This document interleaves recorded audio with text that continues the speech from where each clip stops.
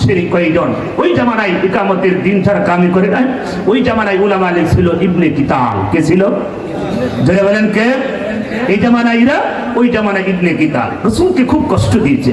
আল্লাহর নবী বললেন, সাহাবারা দৌড়িয়ে আসছিল নবী, কাবার ভিতরে ইবনে কিতাল চিৎকার দিয়ে কাঁদছে, কান্নার আওয়াজ ভেঙে দিচ্ছে।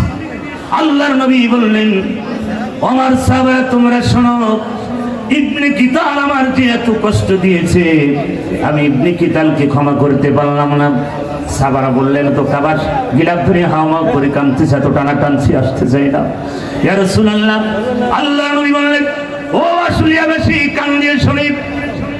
আল্লাহর নবী বললেন, সাহাবারা তোমরা শোনো, ইবনে কিতাল যদি কাবার গিলাফ না, ও কাবা শরীফের ভিতরে যদি সিজদায় পড়ে থাকে, ও জায়গায় তাকে হত্যা করে ফেলো।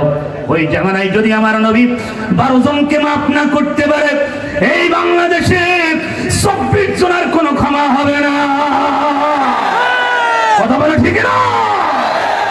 আমার ভাইরা, এই বাংলাদেশের হাজার হাজার সন্তানের মায়ের বুক খালি করেছো, কথা ঠিক না? হাজার হাজার নারী তুমি বিধবা করেছো, হেফাজতের হাজার হাজার কর্মীকে তোমরা হত্যা করেছো, বিদ্রোহী তোমরা বলেছো। বিডিআর বিদ্রোহ কোন বিদ্রোহ না। তার আগের দিন ওরা মিটিং করেছে, বিএনপি পন্থী, জামাত পন্থী, অন্যপন্থী সেনাবাহিনীদেরকে হত্যা করেছে তারা। কথা বলা ঠিক না? আল্লামা সাঈদীকে তারা সুপরিকল্পিত ভাবে 15 আগস্ট তার বাবার শোক দিবস, ওই দিন সারা বাংলাদেশে হাইনার দলেরা থাকবে আর পুলিশ হাইনার দলেরা থাকবে। কথা বলে ঠিক না? তার মানে সাঈদীকে যদি 14 তারিখে মেরে ফেলতে পারে, ওই দিন তারা আন্দোলন করতে পারবে না বাংলাদেশে। কথা ঠিক না? তারা এমন সুপরিকল্পিত ভাবে তারা হত্যা করলো, এটা আমাদের কথা না। জানেন, সাহাবাদের সামনে বললেন, সাহাবারা তোমরা শোনো, আমি এই মক্কাবাসীকে আমি সাধারণ ক্ষমা করে দিলাম। মক্কাবাসীর ছোট ছোট কাফেররা আনন্দ লাফালাফি শুরু করলো, কারণ আব্দুল্লাহর বেটা মোহাম্মদ যেটা বলে সেটা সত্য বলে। সাধারণ ক্ষমা পেয়ে গেলাম, তাহলে আর কি করে, আমরা তো কোনো সমস্যা নাই। কিন্তু রাসূল টান দিয়ে দিলেন, ও সাহাবারা, আমি সবাইকে মাফ করতে পারলাম না, কিছু মানুষকে আমি ক্ষমা করতে পারলাম না। কিতাবের ভিতরে আসছে 12 জন, কোন রাতে আসছে 9 জন, কোন রাতে 14 জন, কোন রাতে 16 জন, 12 জনের কথা বেশি আসে। আমার ভাইয়েরা, ওই জামানায় 12 জনকে আল্লাহ রাসূল ক্ষমা করে নাই। জোরে বলেন কথা ঠিক কিনা? সম্মানিত ভাইয়েরা আমার, এই বাংলাদেশে সবচেয়ে বেশি ইকামতের দিন ক্ষতি করেছে উলামা লীগ। কথা বলেন, এই হারামখোরেরা 5টা গোলাম ছিল। কথা ঠিক না? এটা কিসের জন্য আলেম হয়েছিল আমি বুঝতে পারছি। তার ভিতরে সবচেয়ে বেশি ভয়ঙ্কর ছিল ফরিদউদ্দিন মাসুদ। এই হাইনার দলে পাটপার বুড়ো হনুমান শাহবাগে যাই বলছে, সাইদি, গোলাম আজম, কাদের মোল্লা, ফাঁসি, এটা আমার স্পৃহা। ওর মুখে বক্সে বাইরে দাঁত সব খুলি গেল। কথা বলা, মুফতি ফয়জুল্লাহ মারিসোটে সেনাবাহিনীর গাড়ি উঠে বলল। আর একজন আছে নীলফামারীর কাফিরউদ্দিন সরকার, নাম কি? কাফিরউদ্দিন সরকার। কথা বলা, এই হারামখোর ওই সরকারের পাঁচ এটেছে। কথা বলে ঠিক না? ইকামতের দিন তারা ধ্বংসের কয়জন। ওই জামানায় ইকামতের দিন ছাড়া কামি করে না। ওই জামানায় উলামা আলী ছিল ইবনে কিতাল। কে ছিল? যারা বলেন কে? এই জামানায়রা ওই জামানায় ইবনে কিতাল রাসূলকে খুব কষ্ট দিয়েছে। আল্লাহর নবী বললেন, সাহাবারা দৌড়িয়ে আসছিল নবী, কাবার ভিতরে ইবনে কিতাল চিৎকার দিয়ে কাঁদছে, কান্নার আওয়াজ ভেঙে দিচ্ছে। আল্লাহর নবী বললেন, আমার সাহাবারা তোমরা শোনো, ইবনে কিতাল আমার যে এত কষ্ট দিয়েছে, আমি ইবনে কিতালকে ক্ষমা করতে পারলাম না। সাহাবারা বললেন, তো কাবার গিলাফ ধরে হাওয়া করে কাঁদতেছে, এত টানা টানছি, আসতে চাই না। ইয়া রাসূলুল্লাহ, আল্লাহর নবী বললেন, ও আশুলিয়াবাসী কান দিয়ে শুনি। আল্লাহর নবী বললেন, সাহাবারা তোমরা শোনো, ইবনে কিতাল যদি কাবার গিলাফ না, ও কাবা শরীফের ভিতরে যদি সিজদায় পড়ে থাকে, ও জায়গায় তাকে হত্যা করে ফেলো। ওই জামানায় যদি আমার নবী 12 জনকে মাফ না করতে পারে, এই বাংলাদেশে 24 জনের কোনো ক্ষমা হবে না। কথা বলে ঠিক না? আমার ভাইয়েরা, এই বাংলাদেশের হাজার হাজার সন্তানের মায়ের বুক খালি করেছো, কথা ঠিক কিনা? হাজার হাজার নারী তুমি বিধবা করেছো, হেফাজতের হাজার হাজার কর্মীকে তোমরা হত্যা করেছো, বিদ্রোহী তোমরা বলেছো বিডিআর বিদ্রোহ, কোন বিদ্রোহ না। তার আগের দিন ওরা মিটিং করেছে, বিএনপি পন্থী, জামাতপন্থী, অন্যপন্থী সেনাবাহিনীদেরকে হত্যা করেছে তারা, কথা বলা ঠিক না? আল্লামা সাঈদীকে তারা সুপরিকল্পিত ভাবে 15ই আগস্ট তার বাবার শোক দিবস, ওই দিন সারা বাংলাদেশে হাইনার দলেরা থাকবে আর পুলিশ হাইনার দলেরা থাকবে, কথা বলে ঠিক না? তার মানে সাঈদীকে যদি 14 তারিখে মেরে ফেলতে পারে, ওই দিন তারা আন্দোলন করতে পারবে না বাংলাদেশে, কথা ঠিক না? তারা এমন সুপরিকল্পিত ভাবে তারা হত্যা করলো, এটা আমাদের কথা না, প্রশাসন ভাইদের মুখ থেকে আমরা শুনেছি, কথা কি বুঝতে পারছেন? তারা বললেন আমরা মদিনার সনদ দিয়ে দেশ চালাবো। কি দিয়ে? জোরে বলেন। প্রধানমন্ত্রী বলেছিল, জালেম সরকার কি বলেছিল? নাটক করার জন্য কি বলছে? যে আমরা মদিনার সনদ দিয়ে দেশ চালাবো, বলেছিল, কথা বলেন, বলেছিল।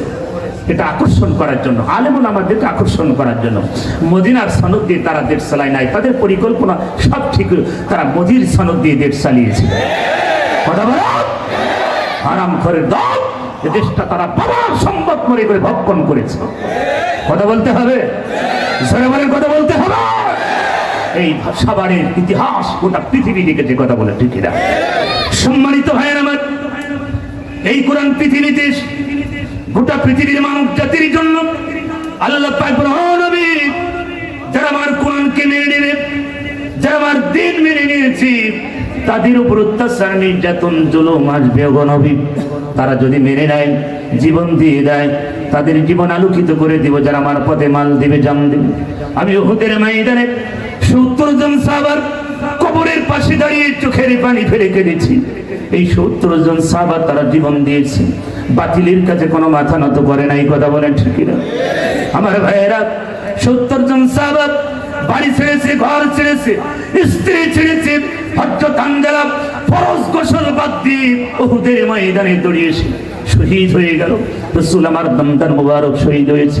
রাসূল আমার 3 বার বেহুশ হয়েছে উহুদের ময়দানে।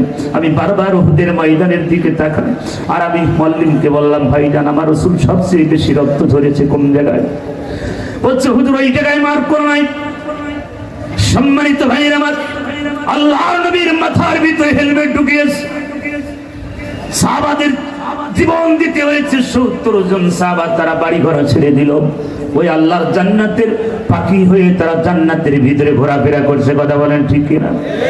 বাবা নাই, মা নাই, স্ত্রী সন্তান দুনিয়ায় সব চলে গেছে রে বাজান। বাবা ফিরে আসবে না, মা ফিরে আসবে না। বাবার জন্য, মায়ের জন্য আমি দেখতে চাই পৃথিবীতে কেউ কারোর আপন হবে না। আপনার বাবা আপনার কবরে যাবে না, আপনার মা আপনার কবরে যাবে না, আপনার নেতা আপনার কবরে যাবে না, আপনার স্ত্রী আপনার কবরে যাবে না। যে স্ত্রীর জন্য এত আনন্দ উল্লাস, এত ইনকাম, এত কিছু করেন বাজান, আপনি মরার পরে আপনার স্ত্রী আপনার কবরে যাবে না, কথা বলেন ঠিক কিনা? সম্মানিত ভাইরা আমার, যেই সন্তানের জন্য বাড়ি গাড়ি করলেন, আপনার মৃত্যুর পরে আপনার কবরে যাবে না। সন্তান বলবে, তাড়াতাড়ি কাপড় নিয়ে আসো, তাড়াতাড়ি গোসল দাও, তাড়াতাড়ি বাদ বাগানে ঢুকাও। এটাই পৃথিবীর নিয়ম বাজান রে। দুনিয়ায় কেউ কারোর আপন হবে না। বাবা চলে গেছে, মা চলে গেছে, অন্ধকার গহীন কবরে। আল্লাহ পাক বলেন, লাইন শাকারতুম লাযিদান্নাকুম, বান্দা নিয়ামতের শুকরিয়া আদায় করবি, আমি তোদের নিয়ামত বাড়াই দেব। 1 তলার মালিক 2 তলা বানাই দেব, 5 তলার মালিক 10 তলা বানাই দেব। ওই হারাম খোরেরা আল্লাহর নিয়ামতের শুকরিয়া আদায় করে নাই, আল্লাহর গজবে দুনিয়া থেকে ধ্বংস হয়ে গেল, কথা বলেন ঠিক কিনা? আমার ভাইরা, বাবা নাই, মা নাই, অন্ধকার গহীন কবরে বাবা ঘুমিয়ে আছে। আপনার সম্পদ দুনিয়ায় রেখে গেল, এমন কোন সন্তান আমি এই ময়দানে পাবো না। আমি মুসাফির মানুষ, দোয়া করে দিয়ে যাবো রে বাজান। মুসাফির মানুষ, এই হাত দিয়ে কাবার গিলাপ করেছি বাজান, দোয়া মিস্টেক হবে না। আমি মুসাফির, গুনাহগার হতে পারে রে বাজান, মুসাফিরের দোয়া মিস্টেক হয় না, কথা বলেন ঠিক কিনা? আল্লাহ রাসূল মানে মুসাফিরের দোয়া মিস্টেক হবে না। এই হাত দিয়ে কাবার গিলাফ বারবার ধরেছি, দোয়া করে দিয়ে যাবো বাবা। এই মসজিদের জন্য আমার ভাইয়েরা, এমন কোন আল্লাহর গোলাম কি এই ময়দানে পাবো না? হুজুর চলে আসবে অল্প সময়ের ভিতরে। হুজুর বাবা নাই, মা নাই, অন্ধকার গহীন কবরে বাবা মা ঘুমিয়ে আছে। ওই বাবার জন্য 10,000 টাকা দেওয়ার মতন আল্লাহর কোন গোলাম যদি থেকে থাকেন, আমি মুসাফির মানুষ দোয়া করে দিয়ে যাব। কত টাকা, কত পয়সা অকারণে নষ্ট হয়ে যায়। আল্লাহর ঘরে দান করলে দুনিয়াতে আখিরাতে পাওয়া যায়। দানকারীর পিতা মাতা আল্লাহ সুখে রাখবেন কবরে। নূরের টুপি মাথায় দিয়ে ওঠা রোজা সরে দিয়া বটে মন কেড়ে নিতে কতক্ষণ। নদীর কুল ভাঙে বকুল ঘরেই তো নদীর খেলা। সকাল বেলা ধনীর তুই ফকির সন্ধ্যাবেলা। আমার ভাইয়েরা, এমন কোন আল্লাহর গোলাম এই মজলিসে পাবো না।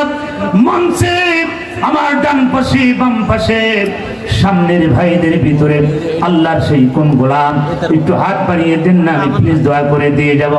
হুজুর আমি 5,000 টাকা 10,000 টাকায় মসজিদে দিয়ে যাব। মসজিদ থাকবে কিয়ামত পর্যন্ত, মসজিদ থাকবে। আপনি কবরে চলে যাবেন, কবরটা আপনার জন্য জান্নাত হয়ে যাবে। জোরে বলেন কথা ঠিক কিনা? আমার ভাইয়েরা, এমন কোন আসলের ভাইয়েরা, আমার এমন কোন আল্লাহর গোলাম এই মজলিসে পাওয়া যাবে না। 10,000 টাকা বেশি না রে বাজান। বাবা চলে গেল, মা চলে গেল, স্ত্রী চলে গেল, দাদা দাদি চলে গেল, নানা নানি চলে গেল। এই মঞ্চের ভিতরে এমন আল্লাহর একজন বান্দা আমি দেখতে চাই। আমি মুসাফির মানুষ দোয়া করে দিয়ে যাব। রুজিকের করুন লা ইলাহা মাইক্রোফোন ছাড়াই বলুন।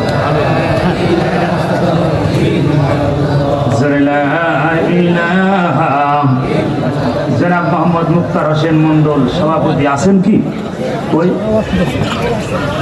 আসেন ভাই, আপনি দেশ খুঁজতেছে, আপনি পেছনে এখন কারণ এখন তো আপনারা সামনে থাকবেন, কথা ঠিকই না? হারাম করে তো সব পালিয়েছে, কথা ঠিকই না? আপনি তো সামনে থাকবেন। এখন বলেন ভাই, আপনাদের শুরু হয়ে যাক, কারণ আপনি সভাপতি মানুষ। হ্যাঁ, জান্নাতের ভিতরে একটা মাহফিল হবে বিশাল আকার। সেই মাহফিলের বক্তৃতা দেবেন আমার নবী। আমার ভাইয়েরা, আল্লাহ পাক সেখানে সভাপতিত্ব করবেন। জোরে বলেন সুবহান।